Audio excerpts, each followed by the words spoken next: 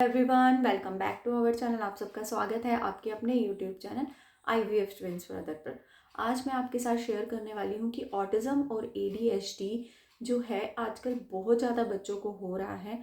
तो हम पेरेंट्स होने के नाते अपने बच्चों को बहुत जल्दी ऑब्जर्व कर रहे हैं, जिसकी वजह से 5 में से 1, 10 में से 1 बच्चा जो है वो ऑटिज़म और ADHD की लाइन में खड़ा है। तो वो रीज़न्स क्या रहते हैं? जिस तरह से बहुत से, जैसे कि मेरा दूसरा चैनल है IVF को लेकर, मैं वहाँ पर भी बहुत सारी अवेयरनेस आपको देती रहती हूँ। तो उसी तरह से ऑटिज़म और ADHD की भी अवेयरनेस मैं आपके साथ शेयर करती हूँ। देखिए, ऑटिज़म और ADHD आजकल बहुत ज़्यादा कॉमन होता जा रहा है।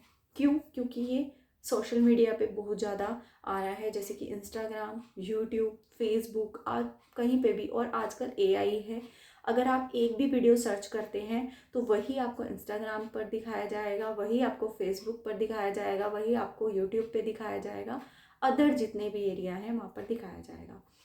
तो ऐसा क्या होता है कि ऑटिज़म और ADHD हमें अपने बच्चों से हम वो कोरिलेट करना शुरू कर देते हैं। अगर बच्चे, मैंने अपने जितना ऑब्ज़र्व किया है, मैंने अपने बच्चों को लेकर और बच्चों को लेकर, मेरे को कम से कम 2.5 साल हो गए इस चीज़ में। जब मेरे बेटे जो थे वो 2 ईयर के थे, 2 ईयर भी अभी कंप्लीट नहीं हुए थे, 1.5 साल के थे वो। तब से मैं ये चीज़ें ऑब्ज़र्व कर रही हूँ, क्योंकि मेरी फ्रेंड 2-3 फ्रेंड्स ऐसी थी जिनके बच्चों को ऑटिज़म था। एक को ऑटिज़म था, एक को ADHD था, एक को ADHD प्लस ऑटिज़म भी था। ऐसे मतलब सराउंडिंग में मेरे थे, तो मैंने भी उनसे कोरिलेट करना शुरू कर दिया था। लेकिन अब 2.5 साल के एक्सपीरियंस के साथ मैं आपको कह रही हूँ कि आपको कोरिलेट करने से पहले ये सोचना है, ये डिसाइड करना है। देखिए, ऑटिज़म और ADHD एक अलग एक प्रॉब्लम नहीं है, बीमारी नहीं है, एक सिचुएशन है। ठीक है? तो इसमें क्या होता है कि हम कोरिलेट कैसे करते हैं कि अगर किसी का बच्चा लेट बोल रहा है तो हमें उसको ऑटिज़म या ADHD में ले आते हैं, ऐसा नहीं है। अगर आपका बच्चा लेट बोल रहा है, उसके साथ आपको और भी चीज़ें देखनी है। उसके साथ क्या देखना है? सबसे पहली चीज़ अगर आपको अपने बच्चे के अंदर देखनी है तो वो है अंडरस्टैंडिंग। अगर आपका बच्चा अंडरस्टैंड कर रहा है आपकी बातों को, अगर आप उसको बोल रहे हैं अपने बच्चे को कि ये चीज़ उठाकर मुझे दो, वो दे रहा है। Name, response, eye contact, social नहीं हो रहा है वो बच्चा, वो स्कूल में बैठ नहीं रहा है, वो टिक नहीं रहा है, वो कूद रहा है, ये सारी चीज़ें बाद में आती हैं। सबसे पहले आपको बच्चे की अंडरस्टैंडिंग देखनी है एज वाइज, कि उसके अंदर अंडरस्टैंडिंग कितनी है। अगर उसके अंदर थोड़ी सी भी अंडरस्टैंडिंग है ना, तो वो बच्चा आगे जाके वो प्रॉब्लम ऑटिज़म और ADHD से थोड़ा हट के उसे सोचना है आपको। तो अंडरस्टैंडिंग होना बच्चे के अंदर बहुत ज़्यादा ज़रूरी है। अगर आपके बच्चे को आप बोल रहे हो कि ये चीज़ मुझे उठा कर दो, वो नहीं दे रहा है, अगर अपनी एज के अकॉर्डिंग, बहुत छोटे बच्चे नहीं, 1 ईयर से अबव के बच्चे को अगर आप बुला रहे हो, ठीक है, कोई भी बाहर का पर्सन उसे बुला रहा है, उसे हेलो हाय कर रहा है, उसे बाय कर रहा है, उसके नेम से उसको, वो उसकी तरफ देख रहा है, तो ये सारी चीज़ें आपने देखनी है, ऑब्जर्व करनी है कि उसके अंदर अंडरस्टैंडिंग कितनी है।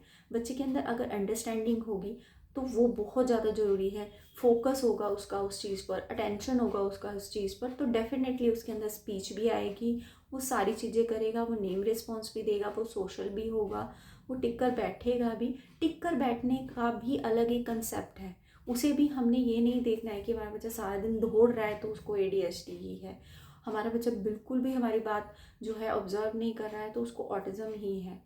तो ये सारी चीज़ें आपको अपनी अंडरस्टैंडिंग से देखना है, क्योंकि आजकल बहुत ज़्यादा इस चीज़ को लेकर मार्केट के अंदर स्कैम चल रहा है। लोग जो है छोटे छोटे, आप मानोगे कि फिजियोथेरेपी के जो पर्सन है वो भी जो है स्पीच थेरेपी, ऑक्यूपेशनल थेरेपी इस तरीके से चला रहे हैं, जबकि उनको इस चीज़ की ना तो कोई नॉलेज है ना पता है। मैं अपने बेटे को लेकर PGI में गई थी। PGI के डॉक्टर ने मुझे बताया था कि इवन हरियाणा के अंदर छोड़ दो, आप पंजाब के अंदर भी सिर्फ 1-2 पर्सन हैं जिनको ऑक्यूपेशनल थेरेपी आती है। अदरवाइज़ कोई ऑक्यूपेशनल थेरेपी वाला ऐसा हाई स्टैंडर्ड का या स्पेशलिस्ट या एक्सपीरियंस नहीं पर्सन है ही है। तो वो टाइम वेस्टेड है। सिर्फ आपको अपने बच्चे के ऊपर खुद से ध्यान देना है। Occupational therapy, speech therapy, behaviour therapy, ABA therapy, diets हैं, GCF डाइट्स हैं, और भी अदर डाइट्स हैं। तो वो सारी जो हैं वो एक मतलब कि एक कॉम्प्लिकेटेड एरिया बन जाता है, आपको इतने झंझटों में नहीं पड़ना है। तो अगर आप अपने बच्चे को, सबसे पहले तो मैंने ये वीडियो आपके लिए बनाई है कि सबसे पहले आपको अपने बच्चे को ऑब्ज़र्व करना है कि उसके अंदर अंडरस्टैंडिंग कितनी है। अंडरस्टैंडिंग के बाद आपको देखना है कि उसके अंदर नेम रिस्पॉन्स कितना है। उसके बाद आपको देखना है कि उसके अंदर आई कॉन्टैक्ट कितना है। उसके बाद देखना है कि वो सोशल कितना हो रहा है, क्योंकि सोशल, कई बच्चे ऐसे होते हैं वो बहुत शाय फील करते हैं, वो सोशल होने में उनको थोड़ा सा टाइम लगता है, तो हम एकदम उसको ऑब्ज़र्व नहीं करेंगे। नेम रिस्पॉन्स में क्या होता है कि कई बार बच्चे जो है धीरे धीरे उसके अंदर नेम रिस्पॉन्स आता है, तो वो भी इतना ऑब्ज़र्व नहीं आपको अभी करना है, ये चीज़ें बाद में आएंगी। सबसे पहले बच्चे के अंदर अंडरस्टैंडिंग होना बहुत ज़्यादा ज़रूरी है। छोटी छोटी चीज़ों की अंडरस्टैंडिंग होना बहुत ज़्यादा ज़रूरी है। अगर आप बच्चे को कुछ बता रहे हो तो वो चीज़ अंडरस्टैंड करके कर रहा है या नहीं, क्योंकि कोई भी चीज़ हम सबसे पहले अंडरस्टैंड करते हैं, उसके बाद वो हमें समझ में आएगी, तभी हम कुछ बोलते हैं, तभी हम कुछ करते हैं, जब तभी हम उसका रिस्पॉन्स करते हैं। जब हमें वो चीज़, अगर हम उसको, बच्चे को पार्क में लेकर जा रहे हैं, अगर उसे समझ में ही नहीं आ रहा है कि मुझे पार्क में क्या करना है, मैं कहाँ पर आया हूँ, मेरे आसपास एनवायरनमेंट में कौन कौन है, कौन खेल रहा है, मुझे उसके साथ क्या करना है। मान लीजिए एक बच्चे को आपने बॉल दे दिया, लेकिन उसे समझ में ही नहीं आ रहा है उस बॉल का उसने करना क्या है, उसको थ्रो करना है, उसको कैच करना है। हाँ, स्टार्टिंग में बच्चे को ये सिखाना पड़ता है कि ये बॉल है, बॉल को ऐसे कैच करना है, ऐसे फेंकना, लेकिन बार बार वही चीज़ वो दोहरा रहा है, उसको समझ नहीं रहा है, तो उसके अंदर अंडरस्टैंडिंग इश्यूज़ हैं।